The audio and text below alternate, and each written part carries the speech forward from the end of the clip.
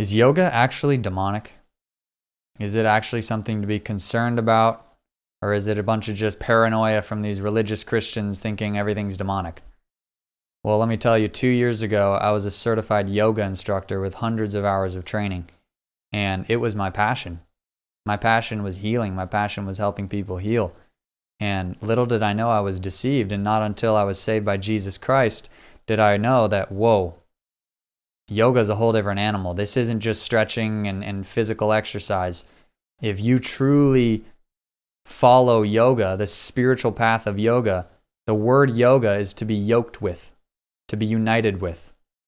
And in the ancient texts of Hinduism, the Vedas, and the Bhagavad Gita, which is like the Hindu Bible, talks about being yoked with the universal consciousness. It's all about merging your soul with the universal consciousness. Now, most people going to yoga studios doing yoga have no idea about this, nor do they have any really desire to do that. They're mostly there for physical exercise, for mental health, and something beneficial to their life to just stay healthy and stay flexible, which are all great things. But the thing is, you are pursuing that under a greater covering, under a greater mission of yoga, which is completely anti-biblical, completely anti-Christian, and will actually end up in extreme demonization, because these gods and goddesses, many of the yoga poses are actually used to worship specific gods and goddesses. And not all of them. Many others have actually benefits to the body, to the organs, to the nervous system, to the anatomy of the human body. But others are specific poses and sequences to worship the sun, to worship specific gods like Shakti and Shiva and Ganesha. And the true religion of yoga is much more than just stretching.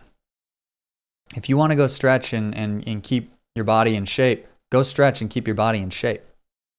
But if you start getting into yoga and all this meditation and all this trying to find your inner light and trying to, improve your thinking, and you're going to start falling slowly into this new age version of yoga that acts like it's compatible with Christianity, but it's not at all. And there are literal demons that created this religion, that created this spiritual discipline. The Vedas were written by the ancient sages who received divine revelation about the discipline of yoga, about merging one's soul with the universal consciousness, Brahma, they call it. And these poses came out of that. The discipline came out of that. And now we have it in the US, and it's one of the most popular, growing physical activities, even spiritualities in the world. This whole new age spirituality that yoga is such a huge part of. In the end, if you are doing yoga, you are opening up doors to demons that can get into your mind and lead you away from Christ slowly. It's not going to be a dramatic, like, whoa, right after this yoga session, I was like insanely demon possessed, unless you're doing bhakti yoga, which is literally chanting and summoning these gods and goddesses and worshiping them. Then that's basically instant access to your soul from these demons. That is an instant legal right. And I was involved in this stuff. I've seen it.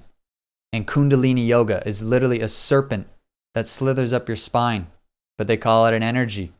They call it a force that acts like a serpent, that coils up your spine until it reaches your highest chakra to activate enlightenment and soul activation and harmony between all your chakras. Kundalini yoga, I've literally seen demons get cast out of people who did Kundalini yoga. I did Kundalini yoga. I never got super deep into it, luckily, but other people devote years to this. And they're seeking deep down in their heart. They're seeking the Lord. They're seeking Jesus, but they just can't quite find him because they're getting deceived. And that's the master of the devil's deception, is the 90% truth and the 10% falsehood that leads you to hell. People involved in yoga, many of them are seeking true love. Little do they know that God is love and Jesus is the answer. If you're a Christian and you're watching this and you are a little iffy about yoga, my recommendation is to ideally stop doing yoga. Ideally, find a great practice of stretching, a thing you do at home, a thing you do, at exercise class, but that's not under the covering of yoga. That's not under teachers who are literally dedicated to this, some unconsciously, many consciously, to this spiritual discipline.